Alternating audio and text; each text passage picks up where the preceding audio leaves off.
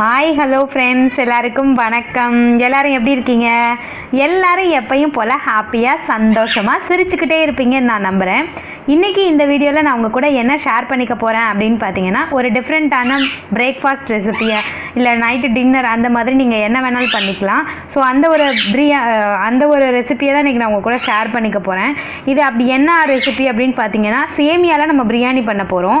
இப்போ இதுக்கு தேவையான அளவு நம்ம தண்ணி ஆட் பண்ணிக்கலாம். அந்த சேமியா மூழ்கிற அளவுக்கு நம்ம இதில் தண்ணி ஆட் பண்ணிவிட்டு, இதில் நம்ம எடுத்து வச்சுருக்கிற 2 பேக்கெட் சேமியாவையும் இதில் போட்டு நம்ம வேக வைக்க போகிறோம்.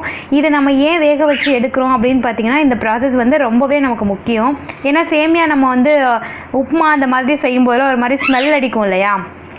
ஸோ அந்த ஸ்மெல்லெல்லாம் இல்லாமல் இருக்கணும் அப்படிங்கிறதுக்காக தான் நம்ம தனியாக வந்து கொதிக்கிற தண்ணியில் இதை நம்ம போட்டு வடிகட்டி தனியாக எடுத்து வச்சுக்க போகிறோம். ஸோ இப்படி பண்ணும்போது பார்த்திங்க அப்படின்னா நல்ல ஒரு அந்த ஸ்மெல் இல்லாமல் சூப்பராக இருக்கும். அதுக்காக தான். ஸோ இது நம்ம வெந்துருச்சா அப்படின்னு பார்க்குற ஸ்டேஜ் வந்து இதுதான். ஸோ இது இப்போ எப்படி இருக்கணும் அப்படின்னு பார்த்தீங்கன்னா, ஒரு நல்ல ஒரு 3/4 பதமாக வேக வைக்கணும். ஏன்னா நம்ம இதை வந்து அதுக்கப்புறம் மறுபடியும் இதை வேக வைக்க தான் போகிறோம். ஸோ இது 3/4 பதமாக இருந்தால் ஈஸியாக இருக்கும். ஸோ இப்போ நம்ம இதை வேக வைக்கும் போது இதுக்கு தேவையான அளவு கொஞ்சமாக உப்பும் கொஞ்சமாக ஆயிலும் ஆட் பண்ணிக்கலாம். ஆயில் ஆட் பண்ணுறது பார்த்திங்க அப்படின்னா ஒன்றோடு ஒன்று ஒட்டாமல் உதிரியாகவே இருக்கும். இது ஒரு சின்ன டிப்பு. ஸோ இப்போ இந்த வெந்த பதம் போதும். இப்போ நம்ம இதை தண்ணியை வடிச்சிட்டு தனியாக எடுத்து வச்சுக்கலாம். இதை இப்போ நம்ம கடாய் காய வச்சுக்கலாம். இந்த கடாயில் நமக்கு தேவையான அளவு ஆயில் ஆட் பண்ணிக்கலாம். நான் நல்லெண்ணெய் தான் ஆட் பண்ணிக்கிறேன். நம்ம இப்போ இந்த பிரியாணி மாதிரி தான் நம்ம பண்ண போகிறோம். ஸோ இதுக்கு பிரியாணி அப்படின்னு பார்த்தீங்கன்னா, பிரியாணிக்கு தேவையான ஸ்பைசஸ் ஆட் பண்ணணும். ஸோ அதுக்கு கீயும் கொஞ்சம் ஆட் பண்ணிக்கிட்டால் இன்னும் நல்லா ஸ்மெல்லாக சூப்பராக இருக்கும். அதனால் கொஞ்சமாக கீ ஆட் பண்ணிக்கலாம். ஒரு பிரியாணி இலை ஆட் பண்ணிக்கிறோம்.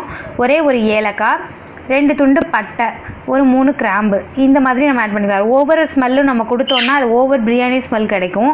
நம்ம மைல்டாக போட்டுக்கணும் அப்படிங்கிறதுக்காக நம்ம லைட்டாக மட்டும் ஆட் பண்ணிக்கிறேன். ஒரு மீடியம் சைஸ் வெங்காயத்தை இந்த மாதிரி நீல ஷேப்பில் குட்டி குட்டியாக கட் பண்ணி வச்சுருக்கேன். அந்த வெங்காயத்தையும் நல்லா வதக்கிக்கலாம். நம்ம பிரியாணி அப்படின்னு எடுத்துக்கிட்டாலே அந்த வெங்காயம் வந்து நல்லா கோல்டன் ப்ரௌனாக வதங்கி வரணும். ஸோ அந்த அளவுக்கு நம்ம இதை வந்து நல்லா வதக்கி விட்டுக்கலாம். இதுக்கு தக்காளி அப்படின்னு பார்த்தீங்கன்னா ஒரு 2லேருந்து ஒரு 3 தக்காளி நான் எடுத்திருக்கேன். அதையும் வந்து நல்லா அப்படி குட்டி குட்டியாக கட் பண்ணிவிட்டு அதையும் நம்ம இது கூட ஆட் பண்ணிவிட்டு நல்லா வதக்கி விட்டுக்கலாம். தக்காளி வெங்காயம் ரெண்டுமே நல்லா ஸ்மாஷ் ஆகி வரணும். அந்த அளவுக்கு நல்லா இதை நம்ம வதக்கிறதுக்கு மூடி வச்சுக்கலாம். இப்போ நல்லா வெந்து வந்துருச்சு. இப்போ இதில் நம்ம தேவையான அளவு இஞ்சி பூண்டு பேஸ்ட் ஆட் பண்ணிக்கலாம். இஞ்சி பூண்டு பேஸ்ட் அப்படின்னு பார்த்தீங்கன்னா ஒரு ஸ்பூன் மட்டும் போட்டுக்கலாம். 1லேருந்து ஒரு 1.5 டீஸ்பூன் அந்த அளவுக்கு நம்ம இதில் ஆட் பண்ணிக்கலாம். ஓவராக போட்டுட்டோனாலும் ரொம்ப ஸ்மெல் அடிச்சுட்டு இருக்கும். ஸோ அதனால் ஒரு 1லேருந்து ஒரு 1.5 டீஸ்பூன் போல் மட்டும் போட்டுட்டு அந்த பச்சை வாசனை எல்லாம் போகிற அளவுக்கு நல்லா இதை வதக்கி விட்டுக்கலாம்.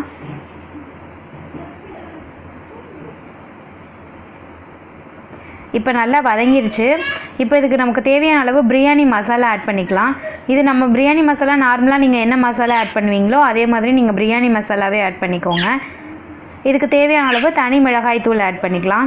நம்ம பிரியாணி மசாலாவில் தனியாக தான் நம்ம மிளகாய் தூள் ஆட் பண்ணியிருக்கோம். ஏன்னா நம்ம வீட்டில் செஞ்ச பிரியாணி மசாலா, அதனால் நம்ம தனி மிளகாய் தூளும் கொஞ்சமாக ஆட் பண்ணிக்கலாம். ஒரு 1/4 டீஸ்பூன் போல் மஞ்சள் தூள் ஆட் பண்ணிக்கலாம். இப்போ இது எல்லாமே பச்சை வாசனை போகணும். இந்த டைமில் வந்து நம்ம ஃப்ளேமை ஃபுல்லாகவே கம்மி பண்ணிவிட்டு அதுக்கப்புறம் எல்லாம் வதக்கி விட்டுக்கலாம். இப்போ இதில் காயின்னு பார்த்திங்கன்னா உங்களுக்கு பிடிச்ச காய் நீங்கள் எது வேணாலும் ஆட் பண்ணிக்கலாம். இதில் நான் வந்து கேரட்டு, பீன்ஸு, உருளைக்கிழங்கு போட்டிருக்கேன். இதில் வந்து நம்ம கொடமிளகா அந்த மாதிரி போட்டுக்கலாம். இல்லைனா வந்து பார்த்திங்கன்னா காளான் அந்த மாதிரி நமக்கு என்ன பிடிச்சிருக்கோ அந்த மாதிரி நம்ம எது வேணாலும் இதில் ஆட் பண்ணிக்கலாம். இப்போ இந்த மசாலா எல்லா கூடவே இது கலந்து வரணும். ஸோ நல்லா இது எல்லாத்தையும் வதக்கி விட்டுக்கலாம். இதுக்கு தேவையான அளவு உப்பு ஆட் பண்ணிக்கலாம். இப்போது ஒரு ஸ்பூன் தயிர் ஆட் பண்ணிக்கலாம். 1லேருந்து ஒரு 2 டீஸ்பூன் போல் நம்ம தயிர் ஆட் பண்ணிக்கலாம். நல்லா எல்லா பக்கமும் போட்டு வதக்கி விட்டுக்கலாம். இது பார்த்திங்க அப்படின்னா ஃபுல்லாகவே நமக்கு ஒரு சேமியா சாப்பிட்ற ஒரு ஃபீல் வரவே வராது. பிரியாணி சாப்பிட்ற ஒரு நல்ல ஒரு ஸ்மெல்லு சூப்பர் டேஸ்ட்டாக இருக்கும். ஸோ இதை கண்டிப்பாக நீங்கள் எல்லாம் ட்ரை பண்ணுவீங்கன்னு நம்புகிறேன். இதில் வந்து பார்த்திங்க அப்படின்னா அந்த காயெல்லாம் இப்போ வெந்து வரணும். ஸோ இப்போ இதில் 1லேருந்து ஒரு 1.5 டம்ளர் போல் நம்ம தண்ணி ஆட் பண்ணிக்கலாம். தண்ணி ஆட் பண்ணிவிட்டு கொஞ்சம் நேரம் அதை மூடி போட்டு நம்ம வேக வச்சுக்கலாம். காயெல்லாம் நல்லா வெந்து வரணும். ஸோ அதுக்காக கொஞ்சம் ரெஸ்ட்டு கொடுத்துடலாம்.